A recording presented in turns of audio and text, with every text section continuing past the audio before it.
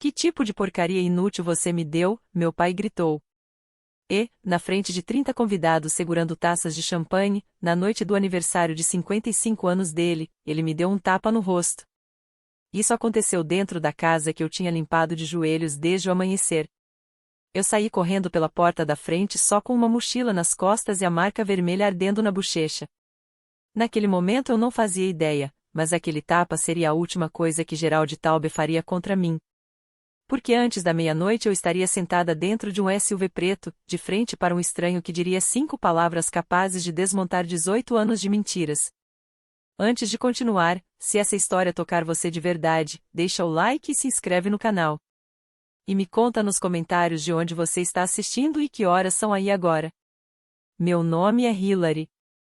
Pelo menos é assim que eu me chamo hoje. Durante quase toda a minha vida, me obrigaram a responder por Allison. Tenho 21 anos. Agora deixa eu voltar para aquele sábado de manhã, o dia em que Gerald Taube completou 55 anos e o último dia que eu passei debaixo do teto dele. Eu acordei às 5 da manhã, como todo sábado. A diferença é que aquele sábado vinha com uma lista de 2 páginas escrita à mão que Dona tinha deixado na bancada da cozinha na noite anterior. Varrer o pátio. Organizar 32 cadeiras dobráveis, uma para cada convidado da lista do Gerald. Passar a toalha de mesa. Cortar os limões em fatias iguais. Lavar a mão às travessas da pottery barn porque a lava-louças deixava manchas.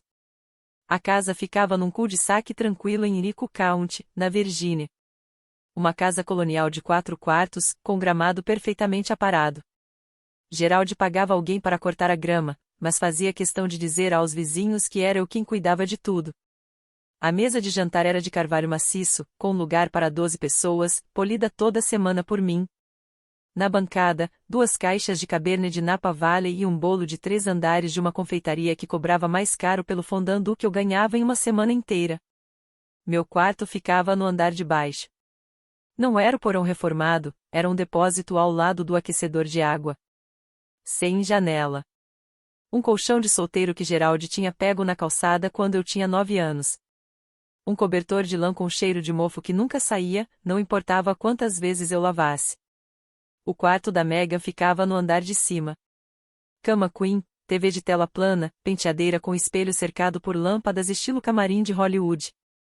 Ela tinha 23 anos, ainda morava em casa, o cartão de crédito dela era ligado à conta do Gerald. E até hoje não sabia nem cozinhar um ovo, porque, segundo eles, essa era a minha função. Eu passei 3 meses juntando dinheiro para comprar o presente do Gerald. Uma carteira de couro de verdade, comprada numa loja de departamento no centro. Custou $84. Pode não parecer muito, mas fazendo a diferença quando você ganha $11 por hora esfregando formas engorduradas num restaurante chamado Rosie's of Route One. Eu embrulhei a carteira com papel simples de artesanato porque não tinha dinheiro para comprar uma sacola de presente. Naquela manhã, às 5, com farinha nas mãos, eu não sabia que aquele seria o último presente que eu daria a ele. Gerald desceu às 10 em ponto. Camisa polo da Ralph Lauren, azul clara, com o logo grande do cavalo no peito. Calça caque perfeitamente passada, vincos afiados como faca. O perfume era tão forte que eu senti antes mesmo de ele chegar perto. Ele andou pelo pátio como se estivesse inspecionando soldados, empurrou um arranjo de balões alguns centímetros para a esquerda, encarou as fatias de limão que eu tinha colocado na jarra de água e disse, sem nem olhar para mim, estão tortas. Faz de novo. Dona apareceu ao meio-dia, cabelo escovado, brincos de pérola, vestido de linho da Taylor que ela tinha comprado online e me fez passar no vapor antes da festa. Ela entrou na cozinha como uma inspetora, passou o dedo na bancada para ver se tinha poeira e cochichou algo para o Gerald achando que eu não estava ouvindo. Mas eu ouvi. Ela só deve ter comprado alguma coisa barata. Se prepara. Megan chegou por último, claro. Vestido novo, luzes novas no cabelo, salto novo batendo no piso que eu tinha encerado às 6 da manhã. Ela entregou para o Gerald um Apple Watch Series 9 de aço inox, aquele modelo que custa em torno de $700. Pagou com o cartão adicional que ele mesmo deu para ela para emergências. Gerald abriu a caixa com um sorriso enorme, beijou a testa dela e disse para os primeiros convidados que estavam entrando, essa é a minha garota. Ele passou o braço pelos ombros dela. Ela sempre sabe o que o velho aqui gosta. Nem olhou para mim. Nunca olhava quando tinha plateia. Eu era a garota das bandejas. A que enchia as taças, limpava as marcas de copo da mesa de centro antes que alguém percebesse, corria de um lado para o outro para ninguém ter que pedir nada 2 vezes. Quando uma mulher do escritório do Geraldi perguntou para a dona, a Alison não vai sentar e comer com a gente, dona sorriu daquele jeito ensaiado, doce como porta fechada, e respondeu, ela gosta de ajudar. É a forma dela mostrar gratidão. Você sabe como é, crianças adotadas. Eu continuei servindo como se não tivesse ouvido. A hora dos presentes chegou. Geraldi sentou na cabeceira da mesa como se fosse um trono. 30 convidados ao redor, vizinhos, amigos da igreja, alguns colegas da seguradora que ele administrava. As taças de champanhe brilhavam com as luzes penduradas no pátio. Megan ficou encostada no braço da cadeira dele, filmando tudo com o iPhone. Dona atrás, mão apoiada no ombro dele, com aquela postura de mulher que acredita ter a vida perfeita. Eu me aproximei com o pacote embrulhado em papel simples. Na frente, com a minha letra mais caprichada, eu tinha escrito, Feliz Aniversário. Ele pegou, pesou na mão por um segundo. Eu cheguei a pensar que talvez ele fosse sorrir. Às vezes ele sorria, quando ninguém podia acusá-lo de ser fraco. Mas ele rasgou o papel, tirou a carteira, abriu, fechou e levantou como se estivesse mostrando uma prova num tribunal. Que tipo de lixo inútil é isso que você me deu? A voz dele cortou o barulho da conversa. O som das risadas morreu. Garfos ficaram suspensos no ar. Alguém apoiou a taça na mesa devagar demais. Eu tentei explicar. Eu juntei dinheiro por 3 meses. 3 meses para isso? Ele se levantou, a cadeira arrastando na pedra do pátio. Até o cachorro ganha coisa melhor. E então ele me bateu. Mão aberta, direto no lado esquerdo do meu rosto. O estalo foi seco, direto, daquele tipo que não precisa ecoar para marcar. Minha cabeça virou para o lado. Uma taça de champanhe caiu e se espatifou no chão. Por um segundo, aquele foi o único som que existiu. Ninguém se mexeu. Dona baixou os olhos para o prato. Um homem do escritório do Geraldi ficou encarando o guardanapo. Megan mordeu o lábio, e continuou filmando. Só uma pessoa se levantou. Ruth Kessler, a vizinha da casa ao lado, 70 anos, mal chegava a 1,5 metros de altura. Ela olhou direto para ele e disse, Geraldi, isso foi longe demais. Fica fora dos assuntos da minha família. A voz dele saiu baixa, mas carregada de ameaça. Ruth sentou de novo, devagar, mas não tirou os olhos de mim nem por um segundo. Eu nunca esqueci aquele olhar. Eu fiquei ali parada, com gosto de ferro na boca e a carteira jogada no chão entre nós.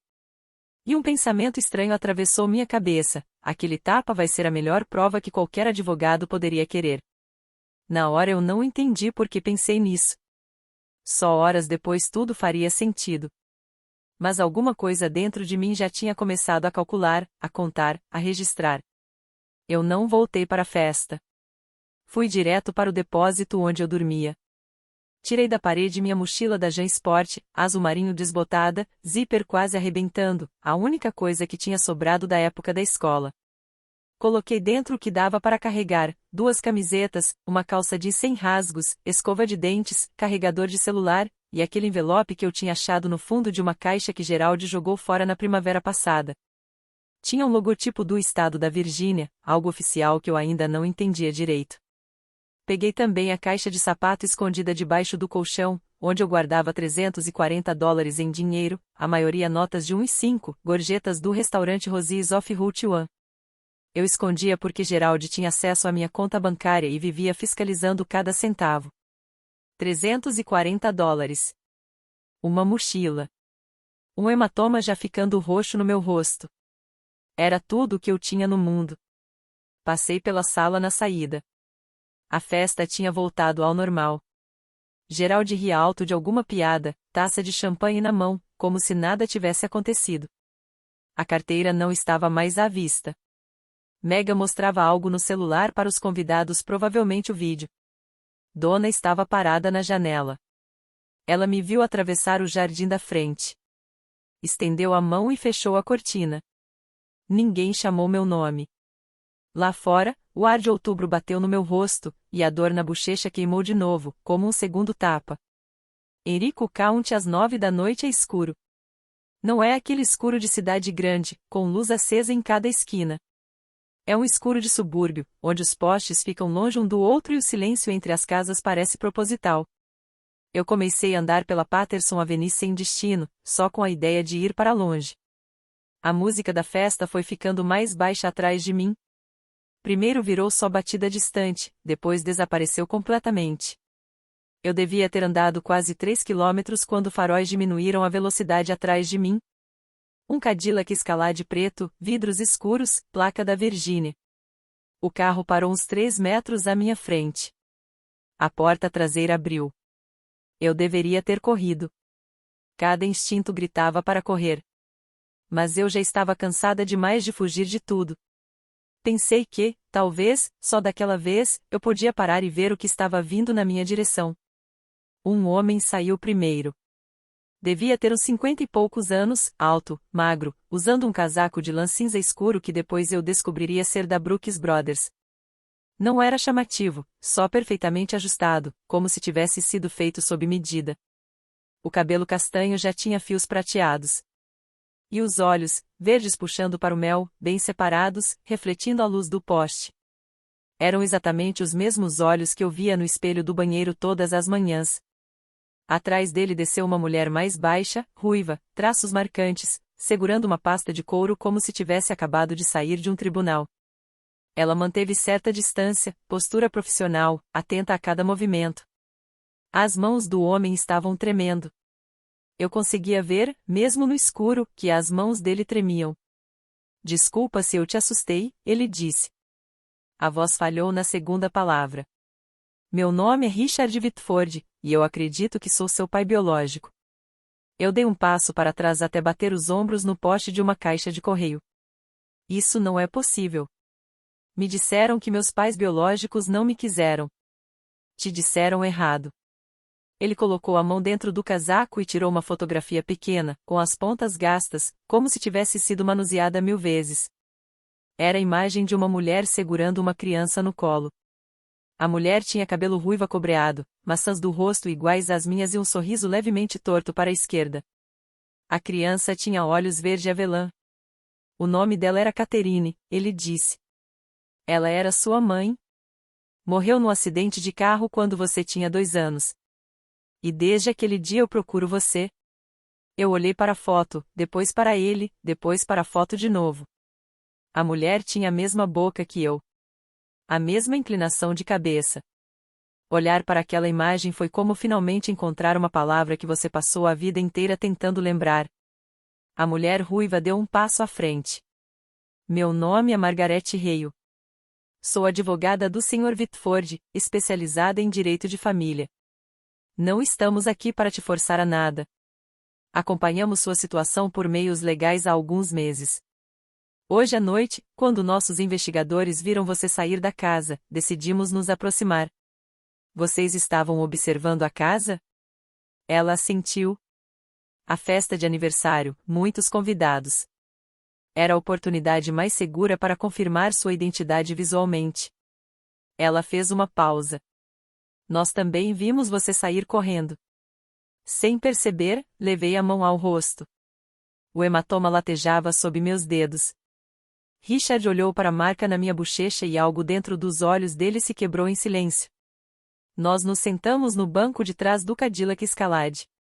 Richard de um lado, eu do outro. Margaret ficou no banco da frente com a pasta aberta no colo. O motor estava ligado, o aquecedor no mínimo. Foi o momento mais quente da minha noite inteira. Richard começou a contar a história como alguém que ensaiou cada frase por 18 anos e, ainda assim, nunca esteve pronto para dizê-las. Catherine morreu numa terça-feira de março, na I-64 sentido leste. Um caminhão de entrega atravessou o canteiro central. Ela morreu na hora. Richard estava no banco do passageiro. Pelve quebrada, pulmão perfurado. 4 meses internado. Você estava em casa com uma vizinha, ele disse. Enquanto eu estava na UTI, o Serviço de Proteção à Criança colocou você em um abrigo temporário. É o procedimento padrão quando não há um responsável disponível. Eu conseguia entender essa parte. O que eu não entendia era o que veio depois. Quando eu saí do hospital e entrei com o pedido para te trazer de volta, me disseram que eu não podia. Ele respirou fundo. Um assistente social chamado Leonard Grubb estava responsável pelo caso. Grubb apresentou ao Tribunal de Família um documento afirmando que Richard tinha assinado uma renúncia voluntária dos direitos parentais, abrindo mão da guarda de forma definitiva. O juiz aprovou a adoção com base nesse papel. Eu nunca assinei nada, Richard disse, a voz firme pela primeira vez. Eu estava ligado a um respirador. Eu não conseguia nem segurar uma caneta. Muito menos ler um documento jurídico. Mas o tribunal tinha um papel com a assinatura dele, e isso bastou. Quando Richard conseguiu contratar um advogado e contestar a decisão, já era tarde demais. A adoção tinha sido finalizada. O processo foi selado. A filha dele agora tinha outro nome, outra família, outra vida em algum lugar da Virgínia, um lugar que ele não tinha permissão nem de saber qual era. Então eu contratei investigadores, ele disse. Ano após ano. Gastei, não importa quanto eu gastei. Eu teria gasto tudo. A voz dele não falhou ao falar de dinheiro. Falhou quando disse a palavra tudo. Leonard Grubb, eu falei. Quanto pagaram para ele? Richard olhou para Margaret. Ela fechou a pasta com calma. É isso que pretendemos provar no tribunal. O SUV continuava parado na Patterson Avenue, pisca-alerta lançando flashes amarelos no asfalto escuro. Eu estava com a mochila no colo, segurando as alças como uma criança no primeiro dia de aula. Então contei sobre o envelope. Na primavera passada, Gerald decidiu que Megan precisava de um estúdio de yoga dentro de casa. Isso significava esvaziar o depósito meu quarto e empurrar minhas coisas para um canto ainda menor, perto da caldeira.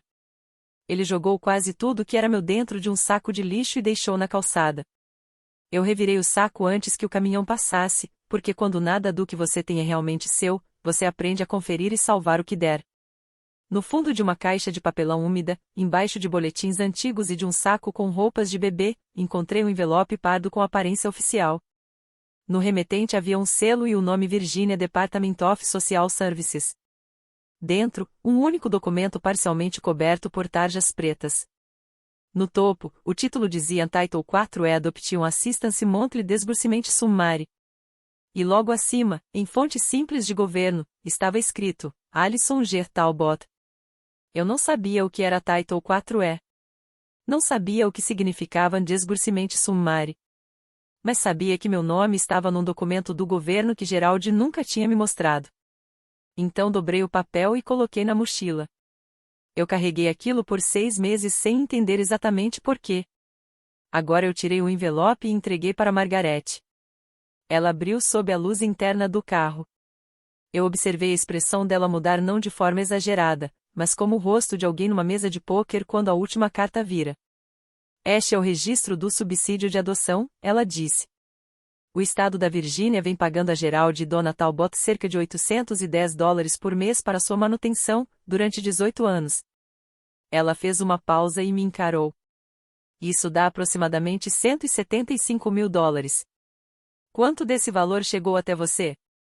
Eu pensei no colchão recolhido da calçada, no cobertor com cheiro de papelão molhado, no depósito sem janela. Nada, eu respondi. Richard virou o rosto para a janela. No reflexo do vidro, eu vi o maxilar dele travar com tanta força que o músculo saltou. Todos esses anos, eu murmurei, mas para mim mesma, ele me chamava de peso. A verdade caiu como uma peça final de quebra-cabeça. Mas eu não era um peso. Eu era um pagamento. Margaret nos levou até um hotel da rede Hilton na Broad Street. Não era a casa dos Talbot, não era um abrigo. Era só um lugar limpo, silencioso e seguro. Richard fez o check-in no nome dele. E, pela primeira vez na minha vida, alguém abriu uma porta para mim sem esperar nada em troca. Quartos separados, com uma porta interna ligando os dois. Assim que entrei no meu, fiquei parada no meio do quarto sem saber o que fazer. A cama tinha lençóis brancos que cheiravam a sabão, não a mofo. Tinha uma janela. Eu abri a cortina e fiquei olhando as luzes do estacionamento por um bom tempo, só porque fazia anos que eu não sabia o que era olhar para fora pela janela de um quarto que fosse meu. Enquanto eu estava ali, as lembranças começaram a subir em camadas, como água fria enchendo um espaço vazio. Eu comecei a cozinhar para a família aos 10 anos. Geraldi dizia que era para me ensinar responsabilidade. Aos 12, eu já lavava todas as roupas, toda a louça, fazia compras a pé porque ele se recusava a me levar de carro. Quando Megan fez 16 anos, ganhou um Toyota Camry novinho. Eu ganhei um passe de ônibus que venceu depois de um mês e ninguém se preocupou em renovar. Então eu caminhava 1h30 até o restaurante Rosie's of Route para cumprir meus turnos. Geraldi nunca deixou que eu tivesse meus próprios documentos. Nada de certidão de nascimento, nada de cartão do Seguro Social, nada de identidade do estado da Virgínia. Quando pedi para tirar carteira de motorista aos 17, ele riu. Pra quê? Você não tem para onde ir. Na época eu achei que ele tinha razão. Agora eu entendia que tudo tinha sido planejado para eu nunca ter para onde ir. Fiquei pensando, se ele me odiava tanto, por que me manteve por tantos anos? Por que não me devolveu para o sistema? Se eu era tão inútil, por que segurar? Agora eu sabia a resposta. $810 por mês. Era isso. Você já conheceu alguém que te tratava como lixo, mas não deixava você ir embora? Alguém que fazia você se sentir um peso, mas te segurava como se você valesse ouro? Se já viveu algo assim, você sabe exatamente que tipo de conta é essa. A voz da dona ecoava na minha cabeça como sempre fazia. Doce e cortante ao mesmo tempo, como limão em ferida aberta. Gratidão, Alison. É só isso que a gente sempre pediu. É tão difícil assim? Não, dona. Difícil foi perceber que eu estava sendo grata a pessoas que estavam me roubando. Agora deixa eu voltar 2 semanas antes da festa. Antes do tapa. Antes de tudo isso explodir. Porque a verdade é que Geraldi já tinha mostrado quem ele era. Eu só ainda não tinha as palavras certas para descrever. Era uma terça-feira à noite. Geraldi me chamou para o escritório dele, aquele cômodo onde ninguém entrava sem permissão. Mesa de mogno, cadeira de couro com encosto alto, estante cheia de livros de capa dura organizados por cor, que ele nunca tinha lido. Ele estava sentado atrás da mesa como se fosse um juiz. Um envelope pardo aberto na frente dele. Senta, ele disse. Não foi pode sentar. Foi uma ordem. Ele empurrou um documento na minha direção. 10, talvez 12 páginas, cheias de texto apertado, com uma aba azul marcando o lugar da assinatura. Isso é um acordo voluntário, ele explicou. Declara que você escolhe continuar sob minha tutela porque não está preparada, nem financeiramente nem emocionalmente, para viver sozinha. Assina. Eu peguei o papel. A maior parte da linguagem era quase impossível de entender, cheia de termos jurídicos dizendo que a dependente reconhece que a vida independente representa risco financeiro e psicológico indevido. Mas uma cláusula na página 4 eu entendi perfeitamente. O acordo autorizava Geraldi a continuar administrando todos os benefícios estaduais e federais ligados à minha dependência. Ele queria que eu assinasse para manter o subsídio no nome dele mais uma vez agora com a minha assinatura de adulta para continuar recebendo o dinheiro mesmo depois que eu oficialmente saísse do sistema. Por que eu preciso assinar isso? Eu perguntei. A expressão dele não mudou. Porque sem essa família você vai parar na rua. Você não tem diploma universitário. Não tem economia. Não tem nem documento. Então você vai assinar, e vai assinar antes do meu aniversário. Considera como meu presente. Eu não assinei. Pedi mais tempo. Geraldi não discutiu. Só fechou a pasta e colocou de volta na gaveta da mesa, devagar. Do jeito que alguém guarda uma arma carregada num cofre. Foi por isso que ele me bateu na festa. Nunca foi sobre a carteira. Nunca foi sobre o presente. Foi porque, pela primeira vez em 18 anos, eu disse não. E ele não suportou. Na manhã seguinte, no Hilton, eu acordei às 5 da manhã por puro hábito. Coração acelerado, a mente já organizando uma lista de tarefas invisível até eu lembrar que não existia lista nenhuma. Só um quarto de hotel, lençóis brancos e uma janela mostrando um céu cinza de outubro. Alguém bateu na porta que ligava os quartos. Era Richard, já vestido, segurando 2 copos de café da recepção. Ele colocou um sobre a mesa e sentou na cadeira do outro lado do quarto. Nem perto demais, nem longe demais. Só presente. Como se tivesse medo de que qualquer movimento brusco me fizesse desaparecer outra vez. Às 8, Margaret chegou com uma capa de roupas. Dentro havia uma calça jeans nova e um suéter de cachemir cor creme, ainda com etiqueta. Algo limpo para você usar, ela disse, prática como sempre. Levei as roupas para o banheiro, vesti e fiquei me olhando no espelho por um longo tempo. Era a primeira vez na vida que eu usava algo que ninguém tinha usado antes. Quando saí, os olhos de Richard ficaram avermelhados nas bordas, mas ele não chorou. Só assentiu levemente. Catherine tinha esse mesmo olhar, ele disse. Como se estivesse decidindo se podia confiar no espelho. Eu sentei na beira da cama e falei o que estava martelando na minha cabeça desde a noite anterior. Eu preciso de prova. Não só da foto, não só da história. Eu preciso de um teste de DNA. Se você é quem diz que é, a ciência vai confirmar. E se não for, eu também preciso saber. Richard não hesitou nem por um segundo. Claro. Margaret já localizou um laboratório credenciado pela ABB em Richmond. Podemos ir hoje. Sem ofensa. Sem drama. Sem culpa. Apenas claro. Passei 21 anos numa casa onde fazer uma pergunta era tratado como um ataque pessoal. E ali estava um homem respondendo como se perguntas fossem a coisa mais natural do mundo. Eu passei a vida inteira fazendo o que mandavam, eu disse. Se eu for confiar em você, vai ser porque eu escolhi.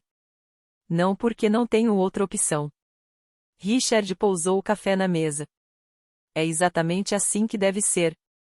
O laboratório ficava num prédio baixo de tijolos, numa rua tranquila. Tudo muito limpo, luz branca, cheiro de desinfetante. Uma técnica de uniforme coletou material da parte interna da minha bochecha com um cotonete longo. Depois etiquetou os frascos, explicou o procedimento e disse que o resultado sairia em 3 a 5 dias úteis. 3 a 5 dias para confirmar se minha vida inteira tinha sido construída sobre uma mentira. 5 dias. Eu esperei 21 anos para descobrir quem eu era. Esperar mais 5 parecia ficar debaixo d'água segurando a respiração. Enquanto aguardávamos o resultado, Richard começou a levar coisas para o hotel. Não eram presentes no estilo do Gerald, que sempre vinham com cobrança embutida. Eram pedaços de história. Um álbum de fotografias. Catherine grávida, rindo numa varanda, sentada num balanço, a mão apoiada na barriga. Catherine segurando um bebê recém-nascido com um gorro rosa. Richard, Catherine e o bebê na frente de um bangalô de tijolos no bairro Fan District, em Richmond, com uma porta vermelha ao fundo. O bebê já tinha olhos verde avelã. Foi para essa casa que você voltou quando nasceu, Richard disse. Eu ainda sou o dono dela. Nunca consegui vender. Eu analisava cada foto como se estivesse estudando para uma prova importante. O rosto da minha mãe. As mãos dela. O jeito de ficar em pé, levemente inclinada, o peso apoiado na perna esquerda exatamente como eu fico quando não estou prestando atenção. Ela é linda, eu falei. Você é a cara dela, ele respondeu. Principalmente os olhos. No 5º dia, Margaret ligou. Eu estava sentada na cama do hotel, com o álbum aberto numa foto de Catherine soprando velas de aniversário, quando o celular tocou. 99,998% de probabilidade de paternidade, Margaret disse, objetiva como sempre. Está confirmado. Richard Whitford é seu pai biológico. Eu não consegui responder de imediato. Fiquei segurando o telefone, olhando para a foto, sentindo algo se abrir dentro do meu peito. Não foi como quebrar. Foi como uma porta que finalmente se destranca pelo lado de fora. 99,998%. Era só um número. Mas para mim era a primeira prova, em 21 anos, de que eu não tinha sido um erro que ninguém quis. A voz de Margaret voltou, firme. Agora temos base suficiente. O próximo passo é o tribunal de família. Depois eu soube de mais detalhes. Pelos documentos do processo. Pelo depoimento de Ruth Kessler. Pelas mensagens de texto que Donna acabaria entregando como prova. Na manhã seguinte à festa, Gerald ligou para a polícia de Henrico County e me declarou desaparecida. Não porque estivesse preocupado. Porque estava fazendo cálculos. O policial que atendeu consultou meus dados e disse o que Gerald não queria ouvir: eu tinha 21 anos, era legalmente adulta. Se saí de casa por vontade própria, não havia caso de pessoa desaparecida. Ela não saiu por vontade própria, Gerald insistiu. Ela tem problemas mentais. Mal consegue funcionar sem supervisão. O policial perguntou se ele tinha algum documento que comprovasse isso. Diagnóstico médico. Ordem de tutela. Qualquer registro oficial. Gerald não tinha. Porque eu não tinha problema mental nenhum. Eu só era controlada. Naquela noite, segundo as mensagens que Donna enviou e que depois entregou como prova, Gerald andou de um lado para o outro na sala por 3 horas. Donna ficou no sofá digitando o que ele mandava. Gerald, se essa garota falar com alguém, conselho tutelar, advogado, qualquer um, estamos acabados. Encontra o processo de adoção. Tudo. Os originais. Você disse que ela não sabe de nada. Ela não sabe. Mas se alguém mostrar onde procurar. Ele sabia. Sempre soube. A assinatura falsificada. O assistente social subornado. O subsídio que ele recebeu durante 18 anos por uma criança que tratava como empregada. Gerald carregava tudo aquilo na cabeça como alguns homens carregam dívidas. Sempre atento, sempre calculando, administrando cada risco, sem nunca considerar que toda a estrutura podia desabar de uma vez. Ele não tinha medo de me perder. Tinha medo do que eu descobriria quando estivesse livre. O que ele não sabia era que o homem de quem ele realmente deveria ter medo, o homem que passou 18 anos e gastou uma fortuna com investigadores para encontrar a filha, estava sentado num Hilton a 20 minutos dali, montando um dossiê com quase 8 centímetros de espessura.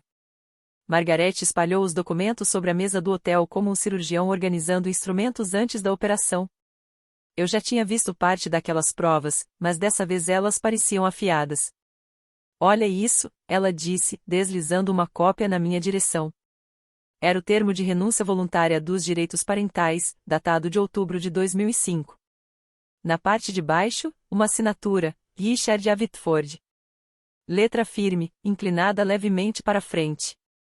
Em seguida, ela colocou outro documento ao lado, o laudo de uma perita em análise forense de documentos, Dr. Ella Marsh. O relatório comparava aquela assinatura com 12 exemplos autênticos da escrita de Richard, declarações de imposto, contratos, documentos de hipoteca ao longo de 20 anos. A pressão da caneta é inconsistente, Margaret explicou, apontando trechos específicos. A formação das letras no sobrenome não corresponde a nenhum dos modelos originais. Ela fez uma pausa. A conclusão da doutora Marsh, e eu estou citando, é que a assinatura foi produzida por outra pessoa, que não Richard A. Whitford, com alto grau de certeza. Ela deixou a informação pairar no ar. Depois puxou mais um documento, um extrato bancário. Conta pessoal de Leonard Grubb, o assistente social responsável pelo meu caso. No dia 14 de outubro de 2005, 6 dias antes da adoção ser finalizada, apareceu um depósito de $5.000. Origem: transferência direta da conta pessoal de Gerald R. Talbot. Não foi via igreja, Margaret disse. Não foi por meio de doação. Foi de conta para conta. Uma semana antes da adoção ser aprovada. Eu fiquei olhando para aquele número. $5.000. Foi isso que custou minha identidade inteira. Meu nome. Meu pai. Minha infância. Tudo trocado pelo valor de um carro usado. Richard estava sentado do outro lado do quarto, braços cruzados, maxilar rígido. Ele já tinha visto aqueles papéis antes. Mas me ver lendo, absorvendo, entendendo, isso era diferente. Eu percebia pelo jeito que ele respirava, curto e controlado, como alguém tentando não apertar algo frágil demais. Então, a adoção pode ser anulada? Eu perguntei. Margaret fechou a pasta com firmeza. Pela lei da Virgínia, uma adoção obtida por fraude, incluindo consentimento falsificado, pode ser declarada nula. Sim. Pode ser desfeita. 2 dias antes da audiência, chegou uma carta na recepção do hotel. Endereçada a mim como Alison Talbot, não Hilary Whitford. Porque Gerald ainda se recusava a reconhecer que eu pudesse ter outro nome. Dentro havia uma única folha, no papel timbrado da seguradora dele, escrita à mão. E uma fotografia. Eu, com 3 anos de idade, sentada no colo de Gerald na sala da casa do cul-de-sac, usando um vestido rosa que eu nem lembrava de ter tido. Ele sorria para a câmera. Eu também. Naquela imagem, parecíamos uma família. A carta dizia: Alison, eu não sei quem é esse homem nem o que ele te contou, mas ele não é seu pai. É um estranho se aproveitando de uma jovem confusa. Nós somos sua família. Somos sua família há 18 anos. Volta para casa. A gente resolve isso. Eu te perdoo por ter ido embora. Pai, eu li aquelas palavras 3 vezes. A palavra perdoa bateu diferente em mim a cada leitura. Primeiro soou como uma porta se abrindo. Depois, como uma fechadura sendo trancada. E por fim, como uma mão segurando meu pulso forte demais. Ele me perdoava, por ter ido embora depois de me agredir. Sentei na beirada da cama do hotel e senti como se o quarto estivesse girando.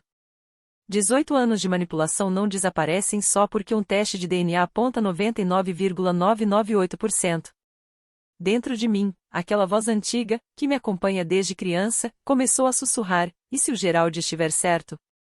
E se isso tudo for uma armadilha? E se o Richard também quiser alguma coisa de você? Olhei para o Richard, sentado perto da janela, lendo com calma, e perguntei: como eu sei que você não é igual a ele? Como eu sei que você não vai me usar também? Ele fechou o livro devagar. Não parecia ofendido. Parecia alguém que entendia exatamente por que eu estava perguntando aquilo. Você não sabe. Ainda não, ele respondeu. E eu não vou tentar te convencer com palavras. Palavras são fáceis. O DNA não mente. Os documentos não mentem. E a justiça vai analisar os fatos. Eu só peço que você deixe as provas falarem. Ele voltou a ler, como se nada tivesse acontecido. E foi justamente isso, ele não pressionar, me dar espaço, que mais me assustou. Era o oposto de tudo que eu conhecia. Naquela noite, não consegui dormir. Então fiz o que sempre faço quando tudo parece confuso demais, fui atrás dos fatos. Tirei o envelope do programa Title 4 da mochila e coloquei sobre a mesa, ao lado da carta do Gerald. 2 documentos. Um do estado da Virgínia confirmando que Gerald recebia $810 por mês para cuidar de mim. Outro, dele, dizendo que era minha família. Se ele me amava, por que eu dormia num quartinho de depósito? Se ele me amava, por que eu não tinha certidão de nascimento, número de seguro social, nenhum documento com meu nome?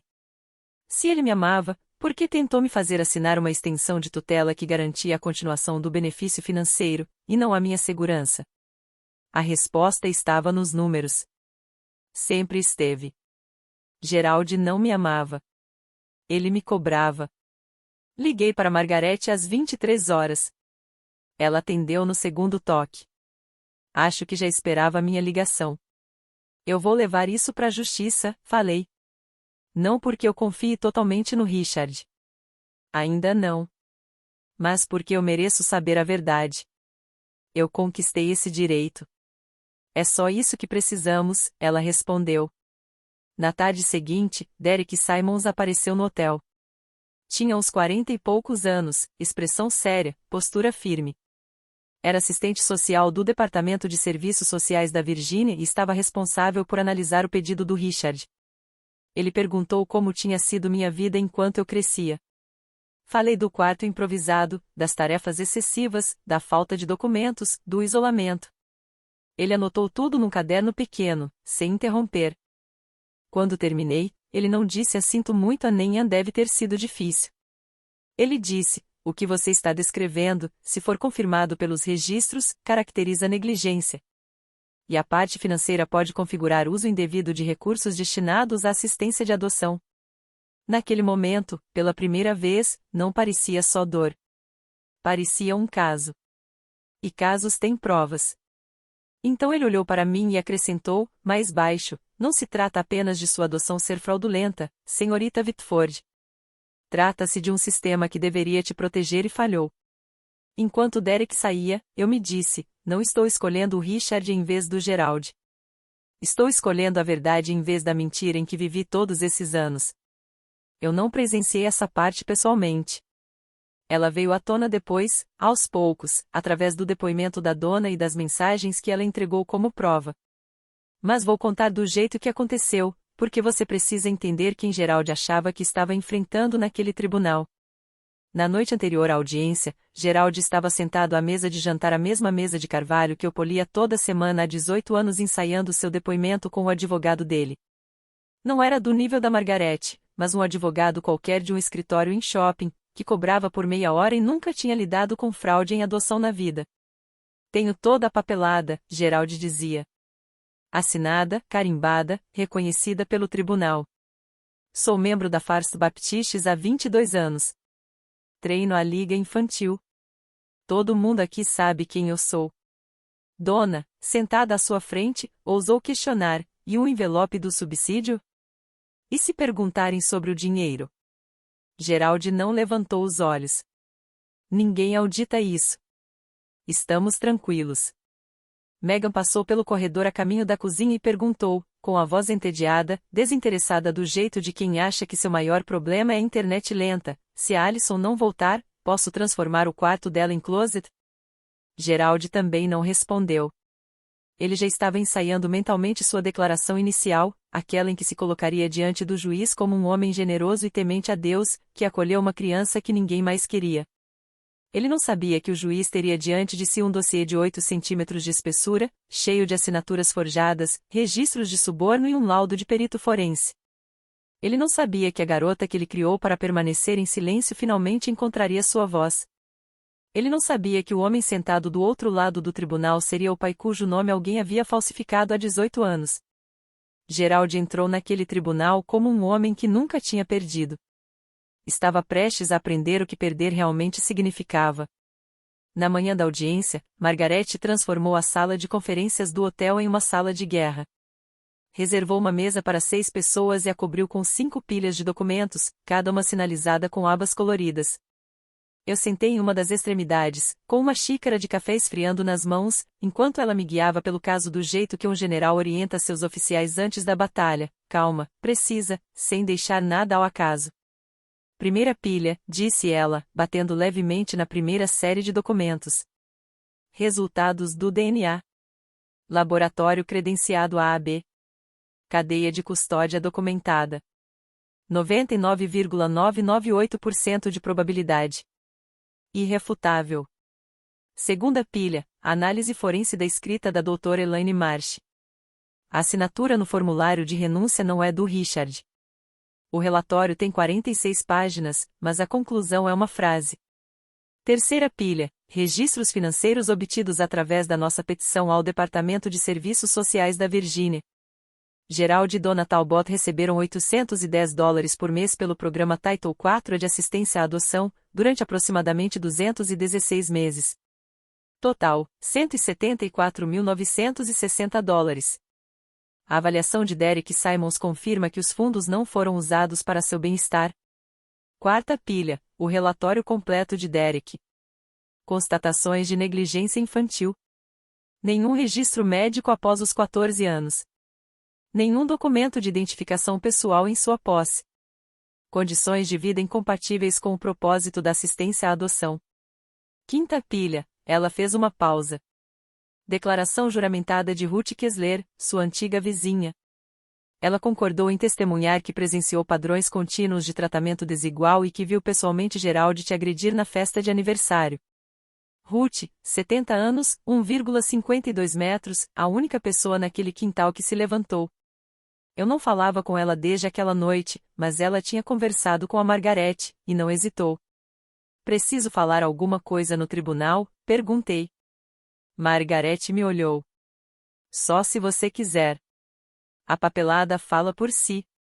Richard, sentado na outra ponta da mesa, não havia dito uma palavra durante toda a reunião.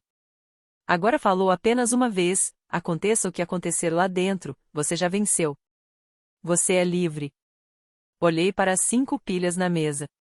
Uma vida inteira de mentiras desmontada em pastas sinalizadas. E pensei, não, ainda não venci. Mas estou prestes a vencer. Naquela tarde, Richard me levou à Banana Republic. Não era pelas roupas, mas porque ele disse, você deve entrar naquela sala exatamente como você é. Alguém que merece ser ouvida. Experimentei um blazer azul marinho, uma blusa de seda branca, calça cinza chumbo, fiquei na frente do espelho do provador e encarei a pessoa que me olhava de volta. Ombros retos, olhar firme, parecia alguém que poderia sentar em uma mesa de conferência, não carregar bandejas até uma. Sua mãe fazia assim, disse Richard quando saí do provador. Ele encostado na parede, mãos nos bolsos do casaco. Ficava na frente do espelho por um tempo, depois sorria para si mesma. Só um pouco, como se resolvesse algo. Eu não sorri, mas entendi o que ele queria dizer. Algo estava se resolvendo. No caminho de volta, Richard apontou para um bangalô de tijolos numa rua com árvores no Fund Street. Porta vermelha, janelas brancas, um balanço na varanda imóvel no ar de outubro. Essa é a casa, disse ele. A mesma das fotos. Olhei através da janela, a casa em que nasci, a casa de onde fui levada, e não senti a dor que esperava. Senti algo mais silencioso, um tipo de reconhecimento que se acomoda no corpo, não na mente. Naquela noite, véspera da audiência, sentei na cama do hotel e escrevi num caderno que comprei na CVS do outro lado da rua. Não era um discurso, nem um plano, só uma linha para mim mesma. Não importa o que aconteça amanhã, nunca mais vou voltar para aquele quarto de armazenamento. Nunca mais vou responder a um nome que não é meu. Nunca mais serei grata por ser usada. Dormir, 4 horas. Sonhei com uma porta vermelha se abrindo, com o Tribunal de Família de Richmond, numa manhã de terça-feira no final de outubro. O prédio antigo, de tijolos federais, entrada com colunas, corredores cujo piso ecoava a cada passo, como se o edifício quisesse que você soubesse quem estava chegando. Cheguei às 8h30 com Richard à minha esquerda e Margaret à minha direita. Derek Simons vinha alguns passos atrás, carregando uma caixa de arquivos. Blazer azul marinho, blusa branca, cabelo preso em um coque baixo. Sem joias eu também não tinha, mas minhas mãos estavam firmes e minhas costas retas. Gerald chegou às 8h40. Terno cinza, gravata vinho, dona no braço com seu vestido Annie Taylor, Megan atrás em algo casual demais para um tribunal. O advogado dele carregava apenas uma pasta. Gerald mantinha o queixo erguido no ângulo de quem acredita que aquilo era apenas uma formalidade. Então ele nos viu. Os olhos dele foram primeiro para mim. Registrou o blazer, a postura, a ausência da garota que costumava olhar para o chão. Depois moveram-se para Richard, depois para Margaret, e então para a caixa de arquivos que Derek colocou na mesa do autor. O rosto de Gerald não desmoronou. Ele se recalibrou. Já tinha visto aquele olhar antes, a aritmética mental rápida de alguém que controla cada variável, percebendo de repente que deixou passar uma. A mão de Donna apertou o braço dele. Megan tirou o celular do bolso, mas pensou melhor e guardou. Gerald e eu nos encaramos pelo corredor. Pela primeira vez na vida, eu não olhei para baixo. O escrivão abriu as portas do tribunal e chamou o caso, no assunto da adoção da menor anteriormente conhecida como Hilary Whitford, agora denominada Alison Grace Taube. Entramos pela mesma porta, de lados opostos, mundos diferentes. Margaret permaneceu ereta, como eu imaginava que um bisturi se manteria se pudesse. Precisamente alinhada, refletindo a luz. Ela se dirigiu à juíza, a honorável Patrícia Dviri, sem anotações. Excelência, estamos aqui hoje para apresentar evidências de que a adoção de Hilary Whitford, conhecida pelos últimos 18 anos como Alison Grace Taube, foi obtida por meio de fraude. Especificamente, a falsificação do consentimento dos pais biológicos para a renúncia dos direitos parentais, facilitada por um pagamento financeiro ao assistente social responsável pelo caso. Ela apresentou primeiro os resultados do DNA, o depoimento juramentado do técnico do laboratório, a cadeia de custódia, a taxa de 99,998%. A juíza Dvir examinou o relatório, ajustou os óculos de leitura e o colocou de lado com um pequeno aceno. Em seguida, Margaret introduziu a análise forense da caligrafia. O relatório de 46 páginas da doutora Lamarche resumido em seu parágrafo final. É minha opinião profissional, com um grau razoável de certeza científica, que a assinatura na renúncia voluntária dos direitos parentais, datada de outubro de 2005, não foi produzida por Richard A. Whitford. O advogado de Gerald se levantou. Excelência, meu cliente tem um decreto de adoção legalmente executado, aprovado por este tribunal há quase 2 décadas. A parte autora está tentando relitigá-lo com base na opinião de um especialista contratado. Margaret não se virou. Excelência, um decreto baseado em uma assinatura falsificada não está resolvido. Ele está oculto. Estamos aqui para revelá-lo. Ouvi Ruth Kessler se mover na galeria atrás de mim. Um homem que eu não reconheci. Mais tarde, descobri que ele era um repórter do tribunal para o Richmond Times-Dispatch, anotando algo em um caderno estreito. 2 mulheres da igreja de Gerald estavam sentadas na segunda fila, com os rostos tensos, carregando aquele desconforto peculiar de quem assiste a uma reputação se desfazer em tempo real. A juíza Dwyer olhou para o advogado de Gerald por cima dos óculos. O tribunal ouvirá a apresentação completa da parte autora. Continue, senhorita Hale. Margaret passou aos registros financeiros, e foi nesse momento que o ar na sala mudou. Ela projetou o resumo de distribuição do Title IV e na tela do tribunal o mesmo documento que eu havia retirado de um saco de lixo 6 meses antes, mês a mês, ano a ano, uma coluna de números descendo a página como um registro contábil da minha infância. Senhor Taube, disse Margaret, a juíza permitiu questionamento direto. O estado da Virgínia pagou à sua casa $810 por mês em assistência à adoção para o cuidado da criança colocada com vocês, ao longo de aproximadamente 18 anos. Isso totaliza $174.960. Pode informar ao tribunal como esses fundos foram aplicados no bem-estar da criança? Gerald endireitou-se na cadeira. Tudo foi para a garota. Alimentamos ela, vestimos ela, mantivemos um teto sobre sua cabeça. 18 anos de cuidados não saem baratos. Margaret acenou como se já esperasse essa resposta e de fato esperava. Então chamou Derek Simons. Derek se aproximou do púlpito carregando seu relatório como quem carrega algo pesado e importante. Ele havia visitado a casa dos Taube e revisado os registros. Falava sem inflexão, o que fez cada fato pesar ainda mais.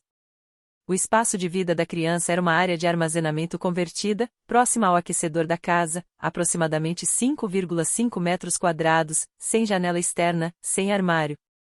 O colchão apresentava desgaste visível e danos causados por água, compatíveis com objetos recolhidos da calçada. Não encontrei registros médicos após os 14 anos, nenhuma visita pediátrica, nenhum registro odontológico, nenhuma imunização após a 8ª série. A criança não possuía documentos de identificação emitidos pelo Estado, nem cartão de seguro social, e não tinha acesso documentado ao seu próprio processo de adoção. Ele olhou para a juíza. Na minha avaliação profissional, excelência, as condições de vida descritas e observadas são consistentes com negligência infantil, e não com o propósito para o qual os fundos de assistência à adoção foram destinados. Dona começou a chorar, primeiro suavemente, depois mais alto, do tipo de choro que chama atenção.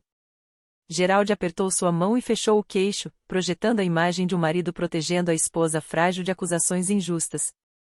Mas a próxima era Ruth Kessler. Ela subiu ao púlpito vestindo um cardigã azul marinho e sapatilhas discretas, e não interpretou nada. Vivi ao lado dessa família por 12 anos, disse Ruth. Vi aquela garota cortar o gramado deles, lavar os carros, pendurar roupas no quintal, enquanto a outra filha, a biológica, tomava sol na espreguiçadeira. Nunca vi Alison Hillary sentar à mesa de jantar deles quando havia convidados presentes. E na noite do aniversário do Sr. Taube, eu vi bater nela no rosto na frente de 30 pessoas porque ela lhe deu um presente que ele considerou inferior. O tribunal ficou silencioso, daquele jeito que uma sala fica quando todos recalculam tudo o que acreditavam saber. Margaret esperou Ruth descer, então se voltou novamente para Gerald. Sr. Talbot, o senhor conhece um homem chamado Leonard Grubb? Gerald não piscou. Não. Margaret então produziu uma fotografia impressa em papel brilhante, com data carimbada no canto.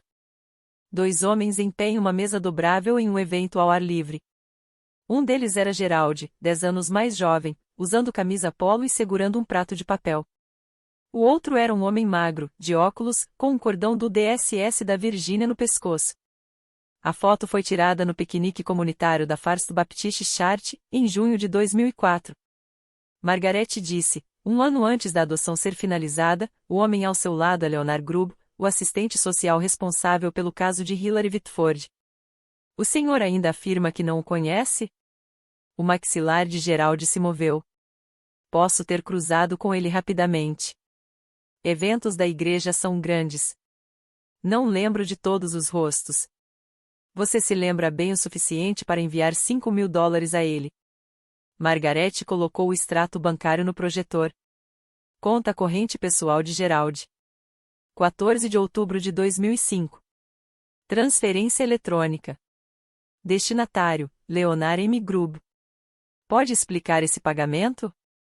Isso era uma doação para a igreja? Foi uma contribuição comunitária desviada da sua conta pessoal diretamente para a conta pessoal do Sr. Grubb, e não para a conta da igreja. Gerald se virou para o advogado, que estudava a superfície da mesa com a intensidade de quem procura uma saída. Nenhuma objeção veio. Eu dei tudo para aquela garota. A voz de Gerald quebrou, aguda como um tapa. Ele estava em pé, uma mão apoiada na mesa. 18 anos, um lar, comida, e é assim que me agradecem? Algum golpista aparece e de repente eu sou o vilão. Sr. Talbot, disse a juíza Dviri, voz baixa e definitiva. Sente-se agora. Ele se sentou, mas a sala já tinha ouvido, a máscara rachando, o sentimento de direito transbordando. Na galeria, as mulheres da igreja olharam para o colo. A caneta do repórter do tribunal se moveu mais rápido. Margaret se voltou para a juíza com a compostura de quem acabará de ver o adversário fazer o trabalho por ela. Excelência, gostaríamos que o tribunal observasse a caracterização do papel parental pelo Sr. Talbot como algo que lhe deu e espera receber em troca. Isso não é parentalidade. Isso é uma transação. Margaret olhou para mim. Eu lhe disse na noite anterior, quero falar. Não porque o caso precise, os documentos são suficientes, mas porque fiquei em silêncio por 21 anos e algumas coisas precisam ser ditas por quem as viveu. Excelência, a filha da parte autora gostaria de se dirigir ao tribunal, se permitido. A juíza Dviri assentiu. Pode prosseguir. Eu me levantei, blazer azul marinho, blusa branca, mãos ao lado do corpo. Olhei para a juíza, não para Gerald, porque isso não era para ele. Excelência, não estou aqui por vingança. A palavra pairou no ar por um momento, e eu a deixei. Estou aqui porque, por 21 anos, eu não sabia quem eu era. Não sabia meu próprio nome. Não conhecia o rosto da minha mãe. Não sabia que alguém estava me procurando ou que os papéis que me colocaram naquela casa foram baseados em uma assinatura forjada. Fiz uma pausa e respirei. O Sr. Taube disse que me deu tudo. Eis como era esse tudo: um depósito de armazenamento sem janela, um colchão recolhido da calçada de alguém, sem visitas médicas após os 14 anos, sem documentos de identificação, sem certidão de nascimento. Eu não sabia meu próprio número de seguro social até 2 semanas atrás. Trabalhei naquela casa desde os 8 anos, cozinhando, limpando, lavando roupas. E me diziam todos os dias que eu deveria ser grata por isso, que sem eles eu não era nada. Minha voz não quebrou. Eu decidi que não quebraria. Ele me bateu na festa de aniversário porque eu lhe dei uma carteira que eu tinha economizado 3 meses para comprar. Mas a verdade é que ele me bateu porque eu não queria assinar um papel que lhe dava controle contínuo sobre a minha vida. Era assim que eu existia para ele, não como filha, mas como uma linha no orçamento. Olhei para a juíza. Não estou pedindo que este tribunal puna Gerald Talbot. Estou pedindo que este tribunal diga a verdade, porque eu mereço pelo menos isso. Toda criança que passa pelo sistema merece isso. Sentei-me. A sala estava em silêncio. Ruth Kessler chorava baixinho, do jeito real, sem encenação. O repórter do tribunal havia parado de escrever e apenas me observava. Richard estava completamente imóvel, mãos entrelaçadas sobre a mesa, mas dava para ver os nós dos dedos brancos de tanta força. Quando me levantei naquele tribunal, lembro de pensar, por que demorou 21 anos para eu dizer algo tão simples? Já segurou algo por tanto tempo que, Quando finalmente diz em voz alta, você se surpreende por todo aquele peso caber em tão poucas palavras. Se você sabe como é isso, escreva nos comentários, porque é algo que não dá para explicar para quem nunca carregou. O que aconteceu depois? Ninguém esperava. Menos ainda Gerald. Donna se levantou. Não da posição de testemunha, ela não havia sido chamada. Levantou-se do banco dos réus, ajeitou a frente do vestido Anne Taylor do jeito que ajeitava tudo, e disse com uma voz que tremia como fio prestes a se romper: Excelência, eu tenho algo a dizer. Gerald agarrou seu pulso. Dona, sente-se. Ela se libertou. Era a primeira vez que eu a via se libertar de algo. Eu escrevi o cheque, disse Dona. A máscara já estava borrada, mas não era o choro ensaiado de antes. Era diferente. Cru, feio, do tipo que não se importa com audiência, $5.000 para Leonard Grubb. Gerald me disse que era para agilizar o processo de adoção. Eu escrevi o cheque da nossa conta conjunta, e eu sabia o que isso significava. O advogado de Gerald colocou a cabeça nas mãos. Gerald ficou vermelho da gola para cima, um carmesim profundo que eu nunca tinha visto nele antes. Ela está mentindo, disse Gerald. Ela está confusa. Está tentando se proteger. Eu estou tentando me proteger. A voz de Donna quebrou, aguda e desesperada. Eu estive protegendo você por 18 anos e não consigo mais. Eu te vi bater naquela garota. Eu te vi trabalhar com ela como uma mula. E não disse nada porque tinha medo de você, Gerald. Tinha medo exatamente disso.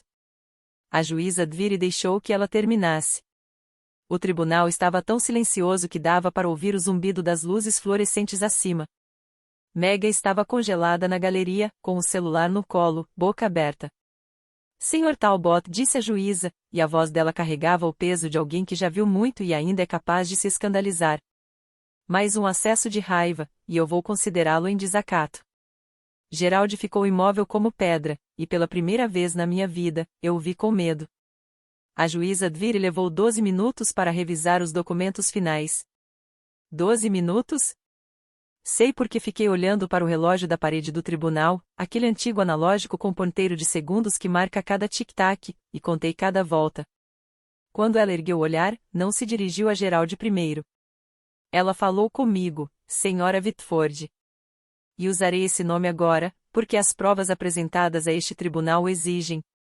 O tribunal analisou a petição, a análise forense da caligrafia, os registros financeiros, o depoimento do assistente social e da vizinha, os resultados de DNA e a declaração voluntária da Sra. Talbot. Ela tirou os óculos. As evidências são inequívocas. A renúncia voluntária de direitos parentais protocolada em outubro de 2005 possui uma assinatura que, segundo análise forense certificada, é fraudulenta. O pai biológico, Richard Whitford, nunca consentiu com a perda de seus direitos parentais. A adoção que se seguiu, portanto, foi construída sobre uma base de falsificação, e, com base nas provas financeiras apresentadas, foi facilitada por um pagamento direto ao assistente social designado ao caso. Ela se virou para Gerald. Ele estava sentado rigidamente, ainda com a gravata ajustada, mãos planas sobre a mesa, mantendo uma postura de autoridade enquanto a própria autoridade escorria dele. É a decisão deste tribunal que a adoção de Hilary Whitford, conhecida como Alison Grace Taube, seja declarada nula ab initio. A adoção é anulada em sua totalidade. Gerald não se moveu. Além disso, este tribunal ordena que Gerald e Dona Taube façam a restituição total de todos os fundos de assistência à adoção do título 4 recebidos, totalizando $174.960, ao estado da Virgínia. Dona soltou um som que não era exatamente uma palavra. Finalmente, este tribunal encaminha o caso ao gabinete do promotor do condado de Enrio para investigação de possíveis acusações criminais, incluindo, mas não se limitando a, falsificação em violação da seção 18.272 do Código da Virgínia, fraude relacionada à assistência pública e negligência infantil sob a seção 18.2.371.1. A juíza guardou seus papéis. O nome legal da criança foi restaurado para Hilary Whitford, com efeito imediato. O tribunal está encerrado. O martelo caiu, e o som daquele único golpe de madeira foi o mais alto que eu já ouvi na vida. Mais alto que o tapa, mais alto que 18 anos de silêncio. Soou como uma fechadura sendo destrancada. Na galeria, Ruth Kessler apertou as mãos contra a boca. As mulheres da igreja já estavam de pé, juntando suas bolsas, sem fazer contato visual umas com as outras. O repórter do tribunal fechou seu caderno e me olhou com uma expressão que eu não consegui nomear, algo entre respeito e tristeza. Geraldi permaneceu imóvel. Seu advogado já estava guardando suas coisas. Pela primeira vez, percebi que o homem que Geraldi havia contratado para defendê-lo queria sair daquela sala o mais rápido possível. O corredor fora do tribunal cheirava a cera de piso e calor de radiador antigo. Eu estava caminhando em direção à saída com Richard de um lado e Margarete do outro quando ouvi os saltos. Rápidos, irregulares, o som de alguém não acostumado a se apressar em sapatos que não foram feitos para isso. Espera, Megan. A maquiagem dela estava borrada. Máscara escorrida pelas bochechas, base manchada onde ela havia passado a mão. Ela parecia menor do que eu jamais a tinha visto, o que era estranho, porque ela sempre ocupou tanto espaço. Eu não sabia, ela disse, respirando ofegante, como se tivesse corrido ou tentando não fazer isso. Sobre o dinheiro, a bolsa. Eu pensei que mãe e pai estavam pagando a minha escola com o salário do pai. Eu não sabia que era, ela parou. Não conseguiu terminar a frase, e eu entendi o motivo. A frase terminava com o seu dinheiro, e dizer isso em voz alta tornaria real de uma forma que ela não estava pronta. Olhei para ela. A garota que ganhou o Apple Watch, o Toyota Camry, a cama de casal, o cabelo com mechas, o cartão de crédito que nunca recusava, a garota que riu quando Geraldi me bateu e filmou tudo, a garota que perguntou se podia transformar meu closet em depósito para os sapatos dela. Parte de mim queria gritar.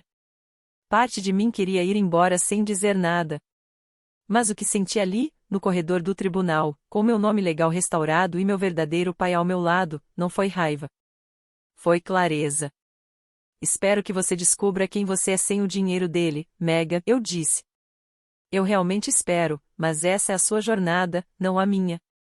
Ela sentiu uma vez, e eu vi algo passar pelo rosto dela. Não exatamente culpa, mas o começo dela, a fissura antes da quebra. Margarete tocou levemente meu braço. Richard segurava a porta aberta. Caminhei em direção a eles e não olhei para trás. Não porque estivesse com raiva, mas porque pela primeira vez eu tinha um lugar para ir, e não apenas um lugar para fugir. Geraldi estava em pé no pé das escadas do tribunal. Ele parecia diminuído. Não fisicamente ainda era um homem grande, largo nos ombros, mas algo estrutural havia cedido. A gravata estava frouxa, o paletó desabotoado. Dona estava sentada no buque deles na calçada, testa apoiada no volante, motor ligado. Eu estava na metade das escadas quando ele falou. O nome que ele me deu há 21 anos, o nome que um juiz acabará de riscar do registro. Alison, disse ele. Eu parei, me virei. Ele olhou para mim como sempre olhou, como se eu fosse algo que ele possuía e cujo valor não conseguia entender. Mas agora havia algo por baixo disso. Algo que poderia ser medo, se Geraldi Talbot fosse do tipo de homem que admite ter medo. Depois de tudo que eu fiz por você, disse ele, depois de 18 anos debaixo do meu teto, é assim que você me recompensa? Eu fiquei nas escadas, de blazer azul marinho, com a luz de outubro nos ombros. E senti, pela primeira vez, o peso total do que ele acabará de dizer. Não raiva. Reconhecimento. Porque mesmo agora, mesmo com a decisão do juiz ainda ecoando no ar, mesmo com um relatório forense provando que ele falsificou a assinatura de um homem para roubar a filha dele, Geraldi Talbot acreditava que tinha direito a algo. Meu nome é Hillary e eu disse. E você não fez nada por mim. Você fez tudo contra mim, e agora acabou. Virei-me e desci o restante das escadas. Richard estava esperando perto da escalade, porta aberta. Ele não disse nada. Nem precisava. Apenas segurou a porta do jeito que se segura a porta para alguém que você esperou 18 anos para ver passar por ela. Entrei, a porta se fechou, e a última coisa que vi pela janela escurecida foi Geraldi Talbot parado sozinho nos degraus do tribunal, paletó aberto, olhando seu investimento a se afastar. 6 meses depois, é aqui que estou agora. Moro em Richmond, não na casa do Fan District com a porta vermelha embora Richard tenha oferecido. Tenho um apartamento na Grey Street, um estúdio com janelas altas que deixam entrar tanta luz da manhã. Às vezes fico parado ali por um minuto antes de começar o dia. As janelas foram a primeira coisa que procurei quando fui procurar apartamento. Passei 18 anos em um quarto sem nenhuma. Agora eu preciso ver o céu quando acordo. Estou estudando para o meu GED. Também me inscrevi no curso de culinária do Reynolds Community College, o que é irônico, eu sei. Gerald me fez cozinhar todas as refeições por 18 anos, e agora eu escolho cozinhar. Mas essa é a diferença, não é? Entre algo feito para você e algo que você decide fazer. Os ingredientes são os mesmos.